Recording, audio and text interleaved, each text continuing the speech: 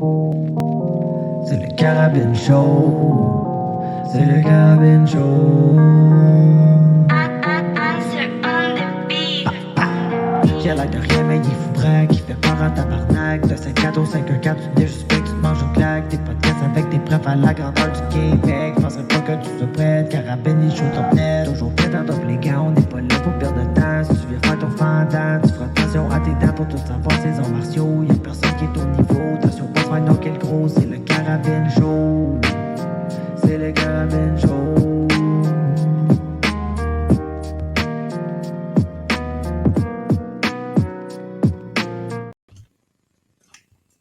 Oi!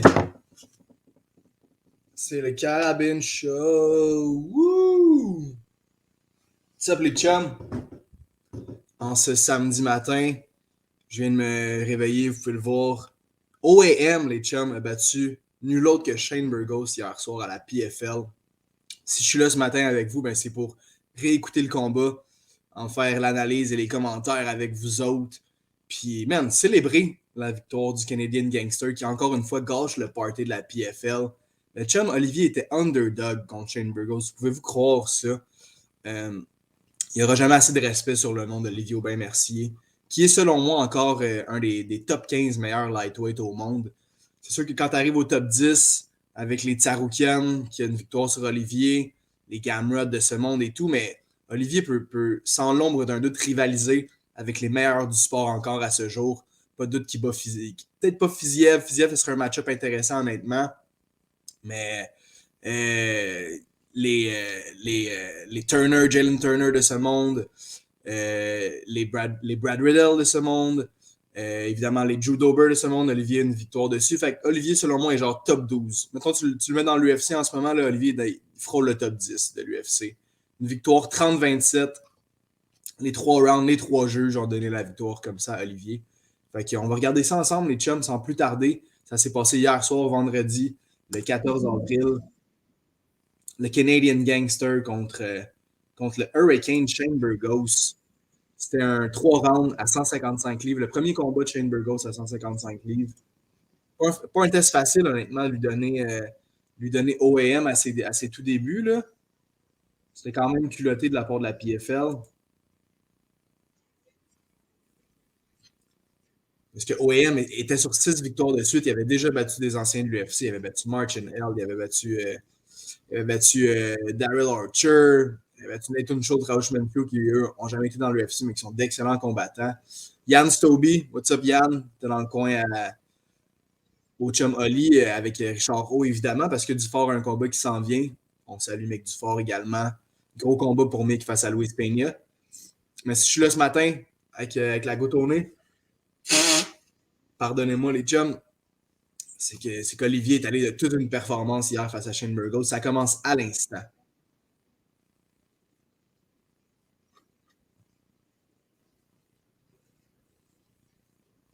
Particulier parce qu'Olivier a striké tout le long du premier round. Le jab d'Olivier est rendu sensationnel. Contrôle la distance avec les gants au début.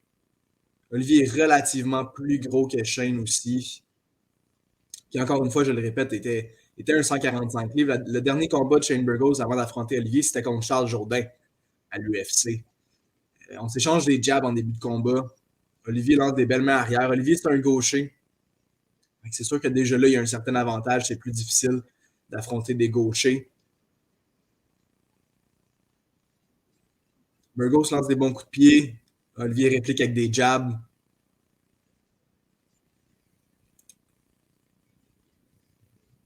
Vraiment, le Oli qui n'a pas eu peur d'échanger sur les pieds face à Shane Burgos, ça prouve à quel point il a vraiment amélioré son striking. Il a toujours été, évidemment, un bon striker, mais beaucoup plus un grappler. Puis là, ben, d'échanger comme ça sur les pieds avec Shane Burgos, les chums, le Hurricane Shane, là, regardez ses highlights dans l'UFC. Il prenait une vilaine habitude à faire très mal à ses adversaires sur les pieds. Puis Olivier n'a pas eu peur une seconde d'échanger avec lui. Très impressionnant.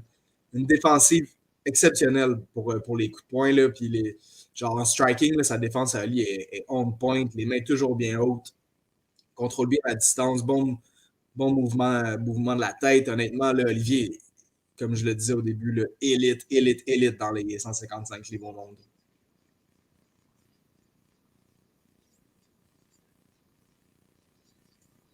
Ah oui, les body kicks. Qui viennent de lander un bon body kick au premier round. Je pense qu'il en a lancé deux, trois bons là, durant le combat. Là. Le pied arrière là, qui monte et qui rentre au poste pour Olivier. Là, des coups qui semblent faire du dommage, honnêtement. Burgos a eu de la misère à rentrer dans son combat. Olivier est tellement évasif.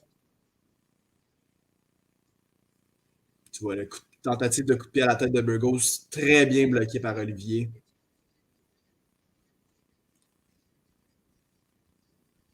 Stick and move d'Olivier était écœurant. Là. Lance le jab, un bon jab puissant, puis la seconde même, il décale, puis il est plus dans le champ de bataille de Shane Burgos. L'uppercut qui touche. Un des bons coups du combat, c'est l'uppercut d'Olivier. Un sneaky uppercut qui a touché au milieu du premier round, qui a fait perdre le mouthpiece de Burgos, littéralement. Ça n'a pas l'air d'avoir trop secoué Burgos, mais un super uppercut qui a vraiment touché le menton de l'Américain.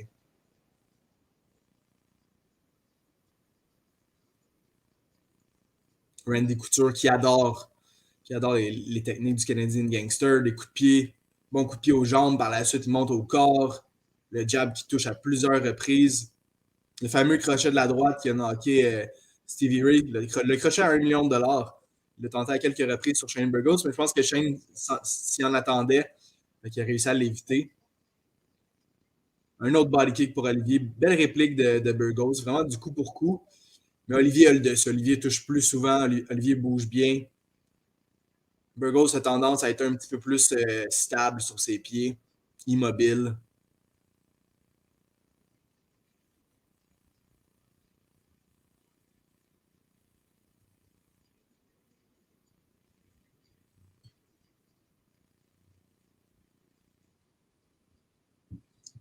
Coup de pied au mollet de Burgos, c'est vraiment sa meilleure arme au premier round. On peut même voir une petite rougeur au niveau du mollet d'Olivier. Mais overall, le premier round a l'avantage du Canadian Gangster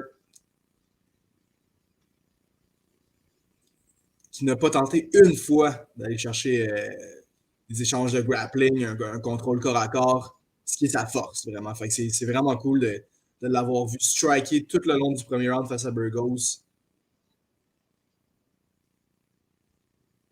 Un autre body kick, troisième body kick qui touche la cible, cette fois-ci un petit peu plus les orteils. Stick and move, le jab.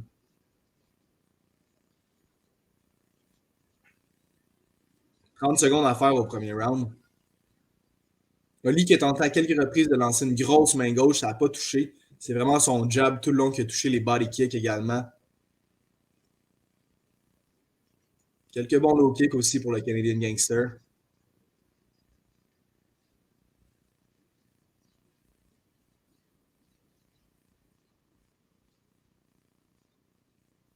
Fin du premier round. 19 Canadian Gangster, sans l'ombre d'un doute. Deuxième commence. Au deuxième, c'est là qu'on va avoir droit au début d'échange de grappling. Olivier va striker vraiment avec Burgos la première moitié du deuxième round. Mais Burgos, évidemment, sorti un petit peu plus fort qu'il l'a fait au premier. Un petit peu plus de volume, plus d'agressivité. Le jab d'Olivier qui continue de toucher cependant. Mais Burgos qui recule pas, qui fonce vraiment vers le Canadian Gangster pour essayer d'aller dans le pocket et d'échanger coup pour coup. Mais Olivier, encore une fois, je le répète, bouge très bien dans la cage. Les bons low kicks qui touchent pour Burgos. Essaye évidemment d'affecter la mobilité du Canadian Gangster, qui est vraiment sa force aussi. Là.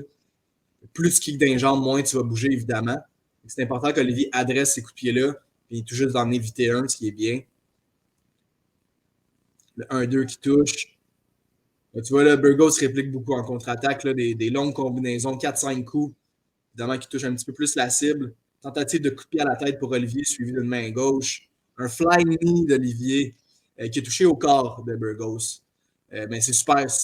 Encore une fois, c'est spécial de voir OAM lancer des flying knees. Ça prouve qu'il est à l'aise maintenant en striking dans la cage. Grosse main gauche qui touche pour la première fois pour Olivier, qui fait reculer Burgos. Après 1 minute 30 là, au premier round, là, encore une fois. Un peu plus serré au deuxième round, pardon. Un peu plus serré qu'au premier round. Mais Olivier est toujours a toujours l'avantage, selon moi, dans les échanges, là, même si Burgos est un peu plus agressif. Olivier qui a vraiment pas peur d'échanger avec Burgos. Là, j'ai hâte de remarquer parce que c'est vraiment vers la mi-chemin du deuxième round qu'Olivier a décidé de shooter. J'essaie de voir comment il a pu analyser les séquences. Un bel uppercut, main crochet de la droite, et voilà. Okay, c'est super. C'est super. La première amenée d'au sol d'Olivier lance l'uppercut, lance le crochet de la droite, Burgos couvre, Olivier shoot pour le double leg. Il réussit à amener Burgos contre la cage. Puis le contrôler, évidemment, il va pour un single leg.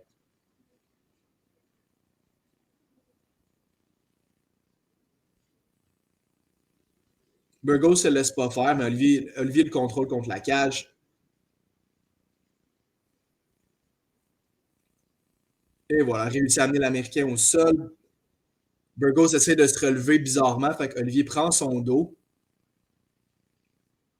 Puis là, c'est là qu'on va vraiment voir les ressemblances entre le combat d'Olivier contre Burgos et le combat de Charles contre Burgos. Il y a vraiment eu beaucoup de ressemblances entre les deux combats hier, mais les rôles étaient inversés, je dirais, parce que Burgos n'a jamais vraiment été aussi dominant sur les pieds que Charles a pu l'être. Vraiment loin de ça, mais vers la fin du combat, il restait peut-être 15 secondes, il est allé d'un dernier blitz.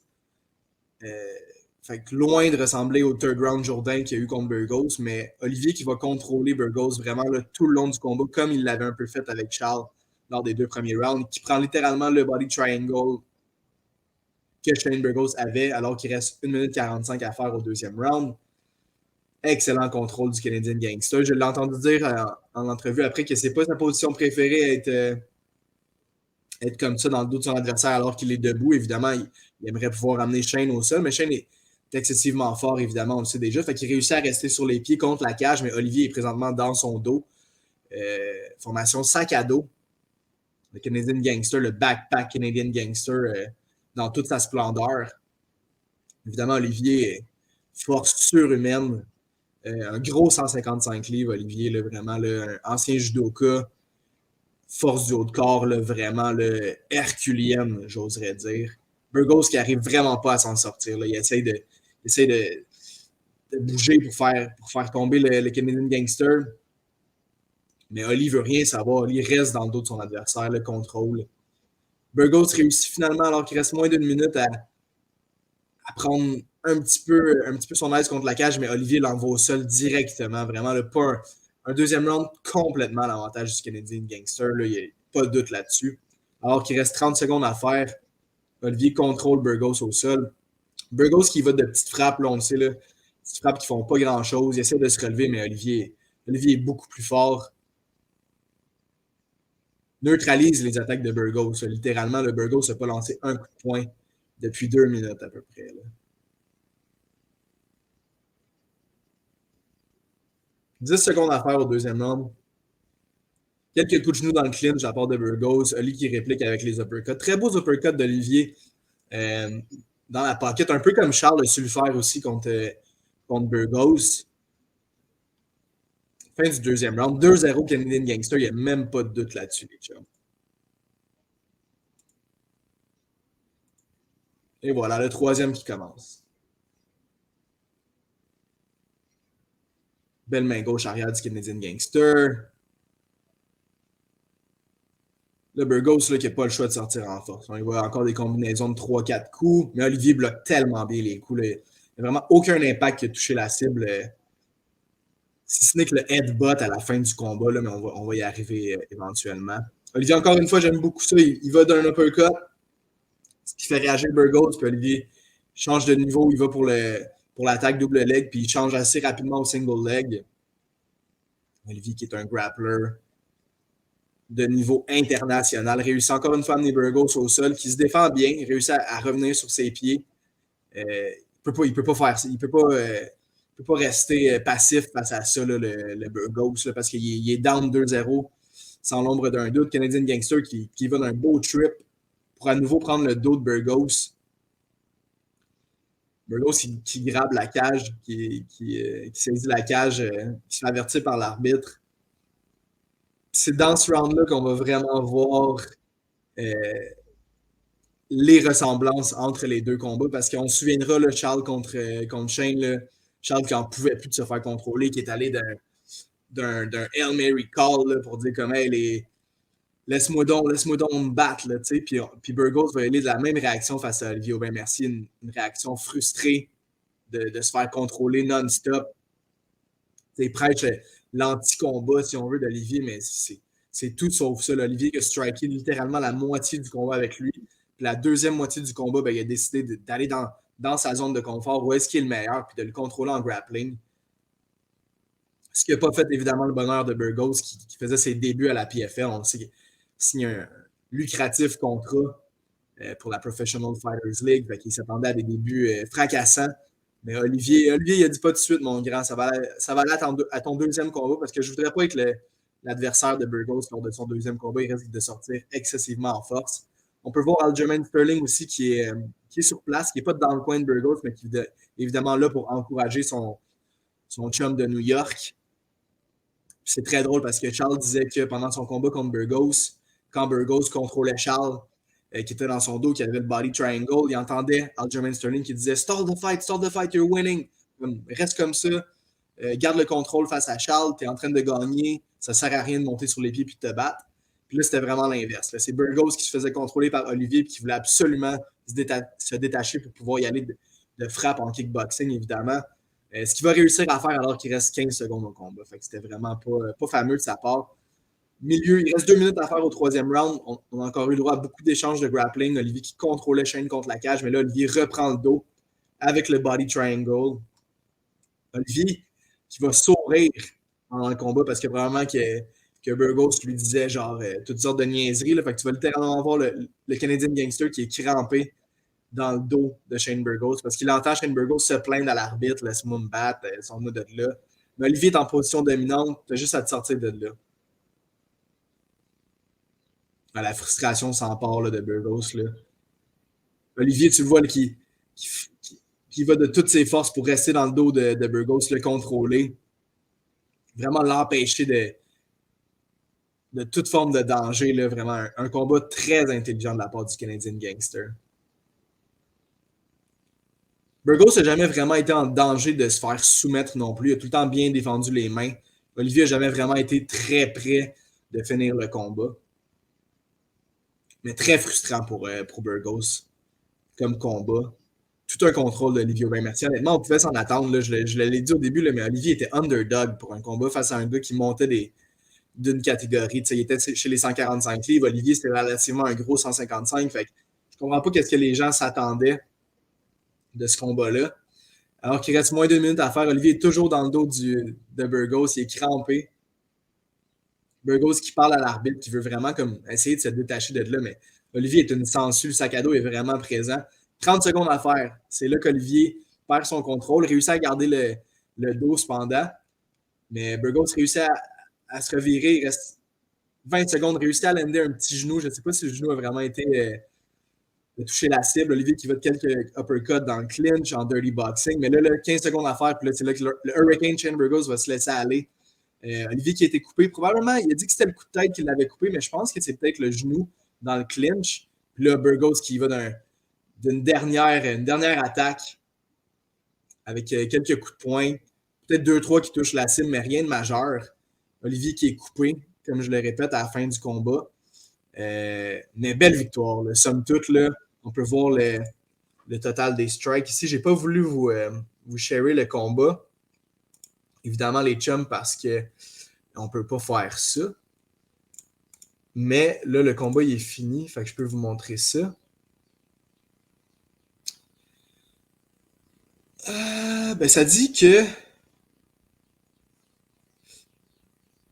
Écoute, sur les strikes, ça dit que Burgos a eu l'avantage. Mais je pense qu'il y a beaucoup de strikes là-dedans qui sont les petites strikes, les petits coups de poing que Burgos lançait lorsqu'il se faisait contrôler par Olivier. Fait que vous le savez, là, des petits coups de paume de main sur des petits coups de coude, mais rien vraiment de majeur.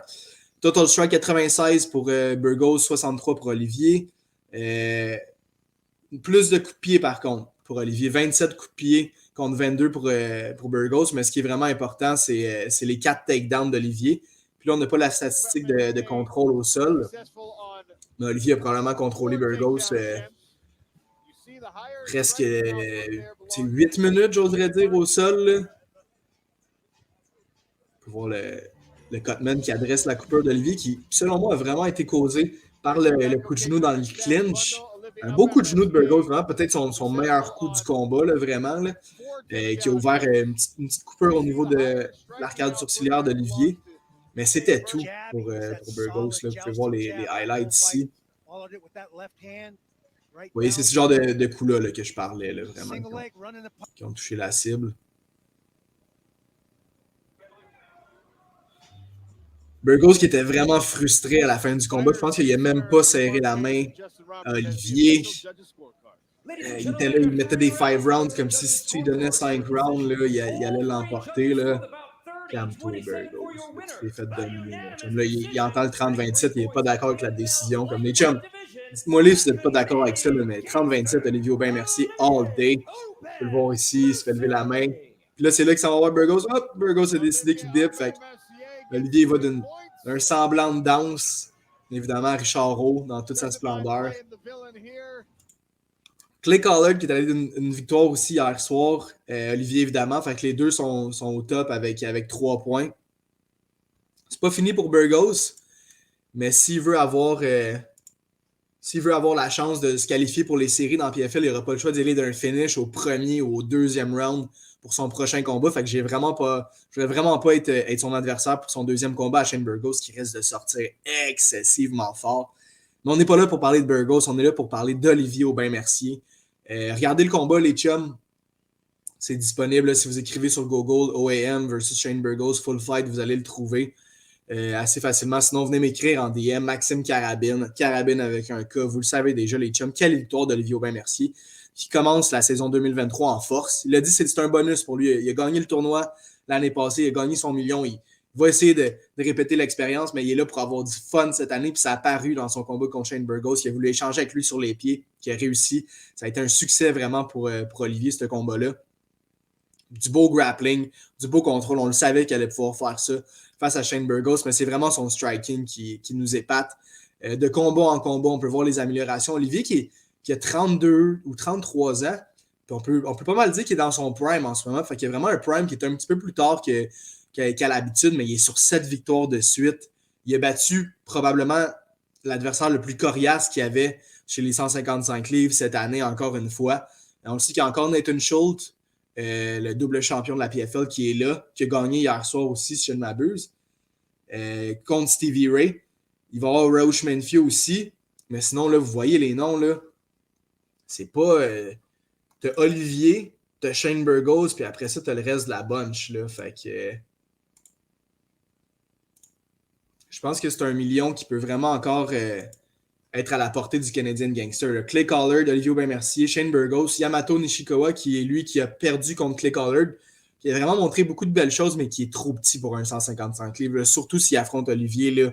Oh, là, il va se faire ragdoll. Très bon striker. Là. Vraiment, les coups de pied de Nishikawa ont fait mal à Clay Collard. Mais je pense qu'il y aurait de la misère à rivaliser face à Aubin-Mercier. Puis ensuite de ça, Ahmed Amir, qui a perdu hier, si je ne m'abuse aussi. Rauch Manfield, Alex Martinez, qui ont déjà affronté Olivier Aubin-Mercier, Bruno Miranda, Stevie Ray, Nathan Schultz. Fait Olivier a déjà battu la moitié du roster du PFL. Ils viennent de battre Shane Burgos de façon assez convaincante. Fait tout porte à croire qu'il est favori pour le tournoi encore une fois, le Canadian Gangster, qui est en grande forme. Bravo à lui, bravo à Richard, bravo à H2O, qui est tout un gym. Olivier, qui est, comme j'ai commencé la vidéo, puis je vais finir comme ça, Olivier, qui est encore dans le top 15 mondial des lightweight, des poids légers, des 155 livres. Il n'avait pas connu une belle fin de séjour à l'UFC avec 3 défaites de suite, mais tu sais, des défaites contre Gilbert Burns puis des défaites contre Arman Tsarukyan, ça se pardonne. C'est plus sa défaite contre Alex Hernandez qui fait mal, mais je pense que même lui, il dirait que c'est une de ses performances qui lui fait le plus mal dans sa carrière, c'est contre Alex Hernandez. Des victoires contre Joe Dober. Il avait fait un bon combat aussi contre Diego Ferreira. Vraiment, Olivier Aubin-Mercier qui est un combattant élite. On peut être très fier de l'avoir ici au Québec. Puis encore une fois, dans son entrevue d'après-combat, il parlait d'amener la PFL ici. Puis je pense que ça peut se passer, les chums. Levez la main pour ceux qui ont envie d'aller voir ça. Le Canadian Gangster en action à la PFL. Puis on le sait, si Oli vient avec la PFL ici, ben, il n'y a pas de doute qu'ils vont signer quelques combattants qu'on connaît déjà très bien. Fait que c'est pas notre ligue préférée, évidemment, mais il serait la bienvenue ici. Puis on serait très content de pouvoir voir le Canadian Gangster en action, qui est dans son prime, qui est sur 7 victoires d'affilée, qui viennent de 30-27. Shane Burgos, qui est un gros test pour lui. Olivier, qui était underdog. Fait que non, félicitations, Olivier. Vraiment là, très, très content pour le Canadian Gangster, qui commence la saison 2023 en force. 7 victoires d'affilée pour le Canadian Gangster. Ça se passe au mois de juin pour le deuxième combat de la saison régulière. Puis il n'y a pas de doute qu'Olivier va arriver en grande forme. Fait que, on se voit là, les chums. Sinon, continuez de me suivre sur les réseaux sociaux. Vous êtes bien le fun. On continue d'avoir beaucoup de plaisir. Puis, ciao, guys. C'est le Carabine Show. C'est le Carabine Show.